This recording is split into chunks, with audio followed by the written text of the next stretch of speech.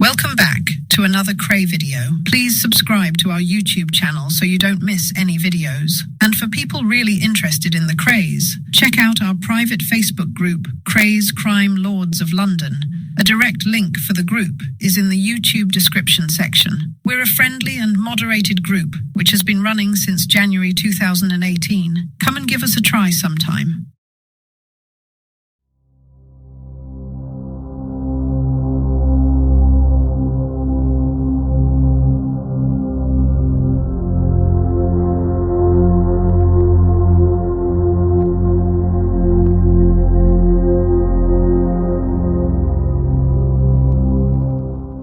Welcome back. We continue my story of my time with the Krays. They were crazy days. My name is Albert Donoghue. I was chief growler and rent collector for Ronnie and Reggie right up to 1968, when we were all arrested by Nipper Reid and his Scotland Yard team.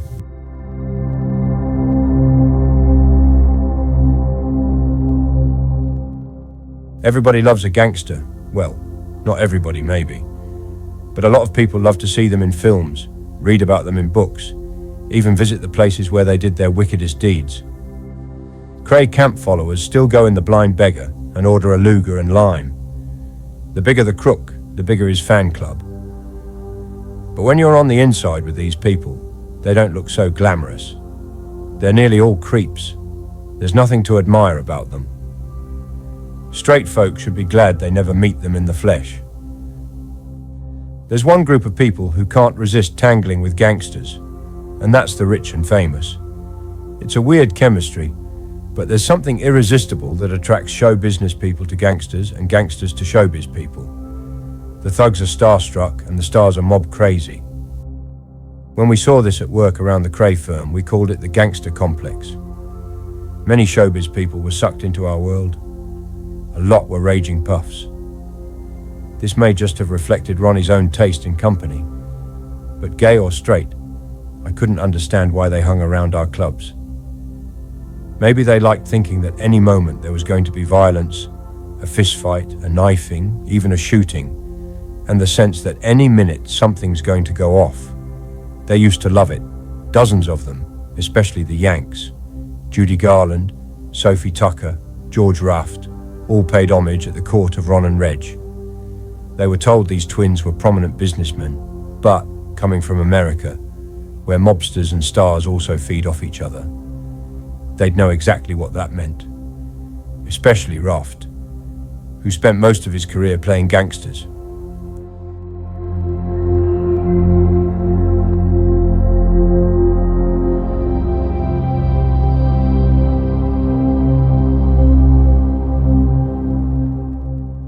Another Hollywood guy who used to show up was the British star, Edmund Purdom. I was astonished that these people wanted to be seen with men they must have realized were thugs. But that's the gangster complex, reflected glory. A lot of stars were chaperoned and shepherded around town by little Sammy Liederman, who used to have an agency up the West End. Singers and dancers were his speciality. He had the tap dancing Clark brothers and the ballad singer Lita Rosa on his books. Sammy was a frail old boy, about 5'2". Once he might have been big in show business, but now he was just another Kray gopher. They used him to show visiting American celebrities the sights. He might even get them a few extra dates by introducing them to bigger agents, a service for which they'd be grateful to the twins. But Sam was a bit trappy. He'd take liberties because he knew the twins were behind him. He'd wind people up and provoke them until they snapped at him. Then he'd run to the twins for protection.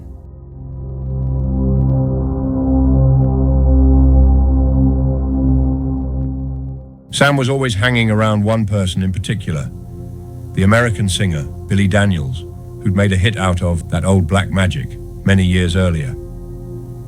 He was a regular at the Krays clubs.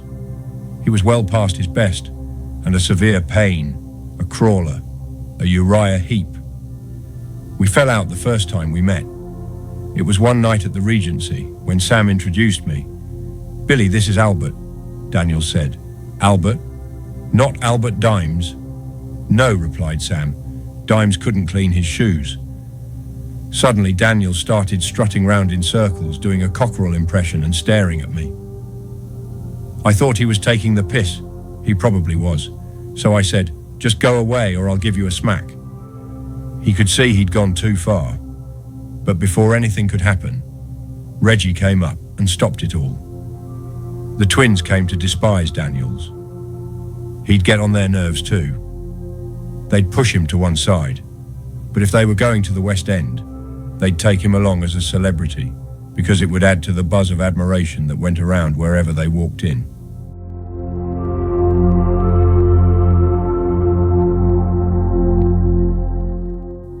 Another face was the British film star, Stanley Baker, of Zulu fame.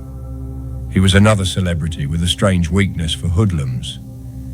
He was a big pal of Albert Dimes, and they were both in the Soho Rangers team photo, along with the Richardson mob. But the weirdest friendship was between Judy Garland and the twins. They didn't just throw parties for her in the West End, they would tote her down to Bethnal Green to see your genuine East Ender. They even took her in the Crown and Anchor, where Reggie had shot me. Esmeralda's Barn was where the twins entertained most of the stars. Top American boxers were always on hand. Again, this echoed the scene in New York, where the mafia had controlled the fight game for years. That's why ex-world champions like Joe Louis, Rocky Marciano and Rocky Graziano wouldn't have blinked an eyelid at the Krays. After spending so much time with the mob, they may have thought all humanity were wise guys, and everyone looked like fridges on casters. Two other American boxing legends, Homicide Hank Armstrong and Barney Ross, were in London at the same time, but they had been brought over by two old promoters, Harry Levine and Jack Solomons, who hated each other. They weren't supposed to meet, but when Ronnie realized this, he thought he'd stir up mischief by making sure they did so. So we brought Hank and Barney together at the Cumberland Hotel and tipped off a publicity photographer to be there to snap them. Upsetting Solomons and Levine was just the kind of thing that appealed to Ronnie. Both twins loved to be photographed with celebrities. They loved to be photographed anyway, but they always welcomed a few stars to boost their own status. They wallowed in this glamour stuff, but I felt it was a dangerous distraction from our real business. Making money, not splashing it around. As the years have gone by, the photos have boosted the Kray legend, not that anyone could have foreseen how the legend would build. The twins recycled these photos in their books because the reflected glory still reflected. When the photos were taken, the gangster glitter boosted the stars. Now the star glitter boosted these sad old thugs.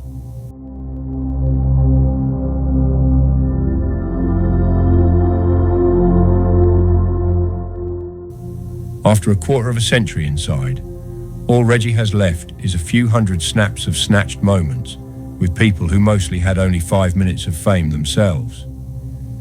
But canny gangsters, the survivors who make real money from crime, who keep hold of it, and who die free men in their own beds, they don't go round getting their photos in the papers. They don't seek publicity. They shun it. It's partly because the twins wanted to be famous that they were locked up for so long. Sure, they were famous. They're infamous.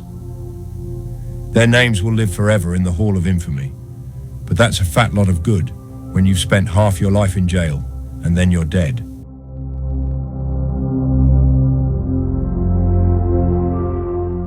Sometimes the stars added more than glitter to the Krays' circle.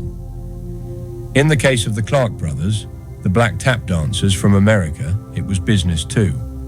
They had a dance studio in Tottenham Court Road, and I went in there a couple of times with Reggie. In one of his own books, Reggie says he used to go there to improve his social graces. I suppose that means he went there to learn to dance, but I never saw Reggie dance. When he spoke to the brothers, I'd sit a few feet away, and I'm pretty sure he was getting money from them. He didn't go there to socialize or learn Fred Astaire's dance routines. A few EastEnders who'd made it in show business were genuine friends of the Krays. I can't fault Barbara Windsor for standing by such people, even when the association may not have served her reputation too well. While she was filming Sparrows Can't Sing, a Cockney musical, she used to go to the Kentucky, which the twins had set up after the Double R had folded. When the film had its premiere in the Empire Cinema in the Mile End Road almost opposite the club, the twins held a big party for the stars. All this was before I joined the firm, but I remember her coming in years later with her good pal Limehouse Willie. He'd been a member of the firm until he reached an age when he wasn't so handy. Then he was put in charge of the Spieler at the Stowe Club in Walthamstow.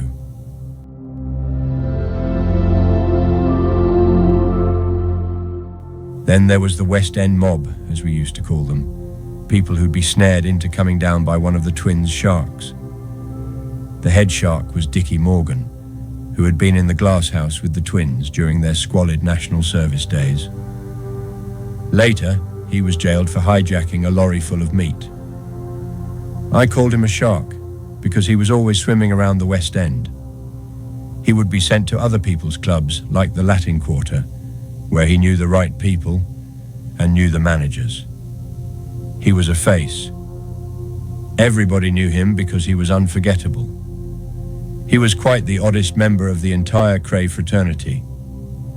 He was like one of the dead-end kids, the tallest of the Bowery boys, who was always getting swiped with a cap. He had a manic giggle, and he would stand with his shoulders up and his head forward, just like a vulture, and he would giggle. He was very slippery, but he gave the impression of being a crank. If you didn't know him, you'd take him for an out-and-out idiot. This, then, was the twins' ambassador up west. When he caught up with a group of well-known people, he would go up and say, "Why don't you come on to the twins' place, the Double R or the Kentucky, depending on the year?" And they'd say, "Yeah, what a wonderful idea." Then off they'd go, slumming down the East End to see the hooligans. When they trooped in, everybody would be going, "Oi, keep it down, stop swearing, no dirty jokes," and they'd lay on a little bit of jazz for them.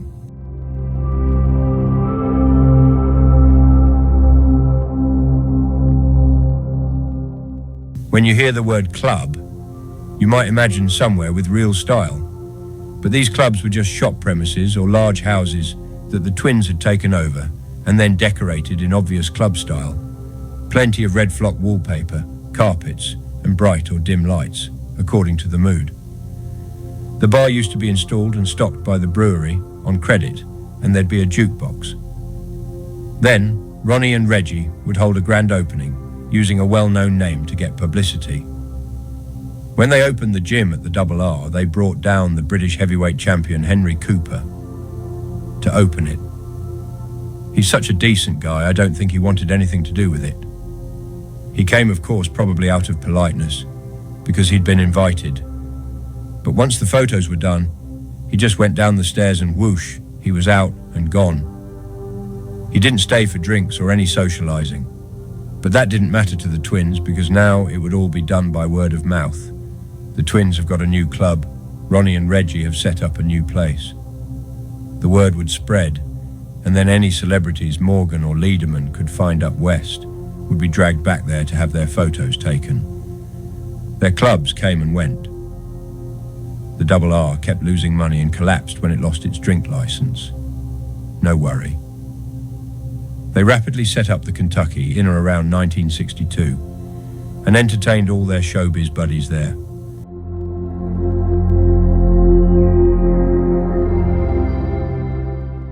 Ronnie would entertain us all with his favourite novelty acts, dwarfs, midgets and humpback Hank, a guitar-playing cowboy-style singer who would ride around the Kentucky on a donkey.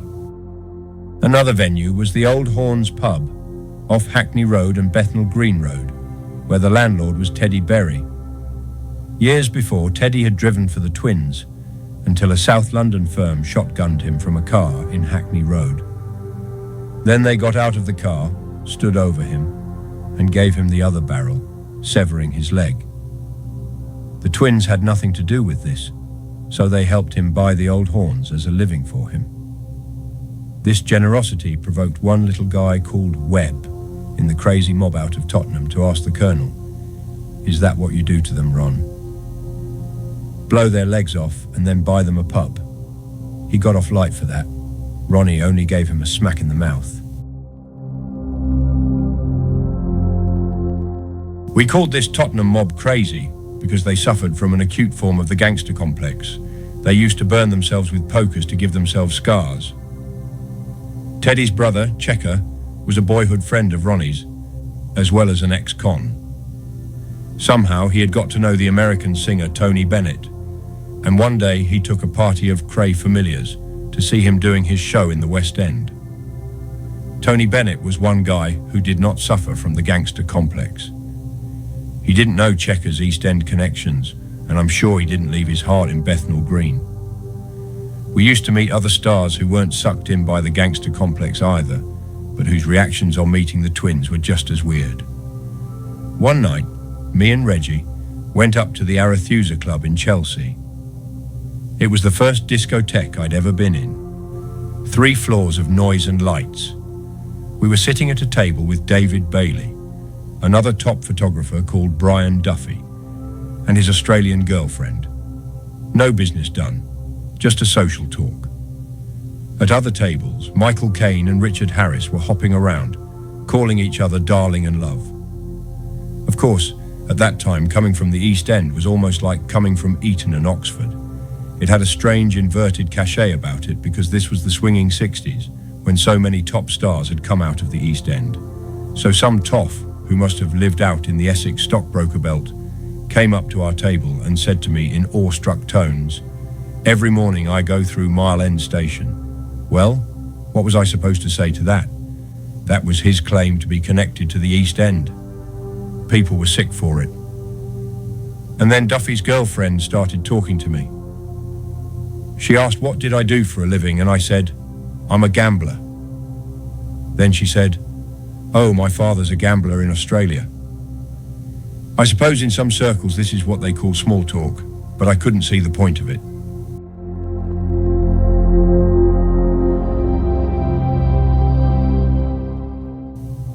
Anyway, we finish our meal and come out of the restaurant on the top floor. We go down the stairs, and we're standing round in the main area. Then suddenly I hear, David, are you all right?" And I look round, and it's Richard Harris bounding down these stairs to catch up with David Bailey and presumably save him from a fate worse than death. I just burst out laughing. I mean, if we're going to do anything to David Bailey, we're not going to do it there and then. Harris must have believed his own press cuttings about being a hellraiser. Was this great? I am really game to take on Reggie Kray and his heavy. I often wonder what he would have done if Bailey had said, "No, I'm not all right. These beasts are going to do me over." But Bailey said, Yeah, it's all right." And Harris said, "Are you sure?" And I looked at his face, and I just burst out laughing again, because Bailey was never in any danger. He wasn't my bosom buddy, but Reggie would never have laid a finger on him because he was almost one of their family. He came from the East End himself, from East Ham.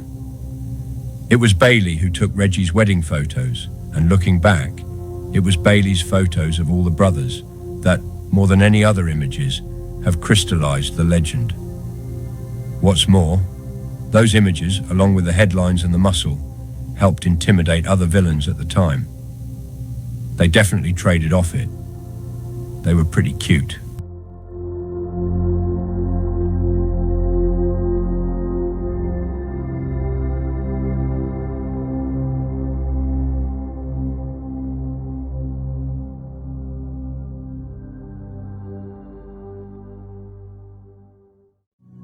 Thank you for watching. If you enjoyed the video, please join our Facebook group.